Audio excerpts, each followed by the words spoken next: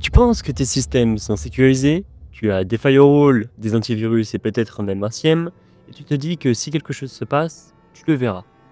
Laisse-moi te dire une vérité dérangeante. Ce que tu ne logs pas peut te trahir, et ce que tu logs mal te trahit encore plus. Aujourd'hui, on va parler de ces logs invisibles, celles qui n'existent pas, celles qui n'affichent pas tout, et celles qui donnent une illusion de sécurité. Les logs sont censés être la mémoire de ton système.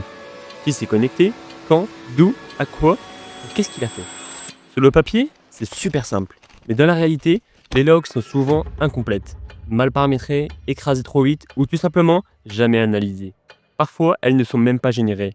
Et quand un incident arrive, tu te rends compte que tu n'as aucune preuve, aucune chronologie et aucune visibilité. Le premier problème, les logs qui n'existent pas. Des systèmes qui fonctionnent sans journalisation correcte, des accès administrateurs non tracés, et des actions critiques qui ne laissent jamais de traces. Pourquoi? Parce que ça consomme des ressources, parce que ce n'était pas prioritaire, et parce que personne n'a pris le temps de le configurer correctement. Un attaquant, il adore ça. Parce que sans log, il n'y a pas de crime. Tu peux tester, échouer, réussir sans jamais être vu.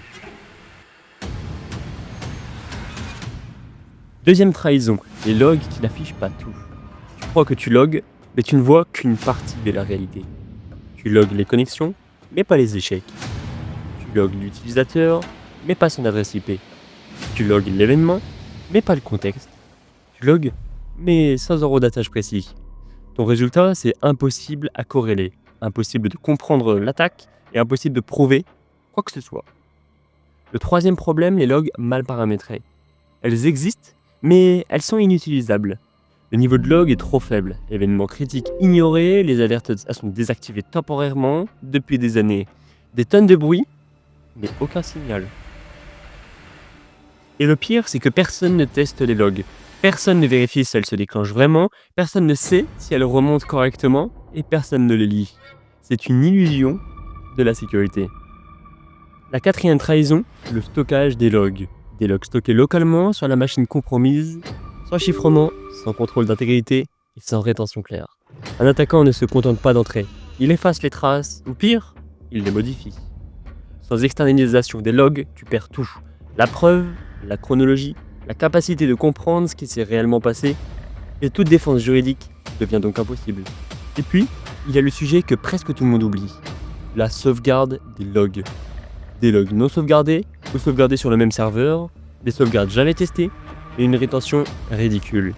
Un incident arrive et les logs disparaissent. Tu deviens donc aveugle.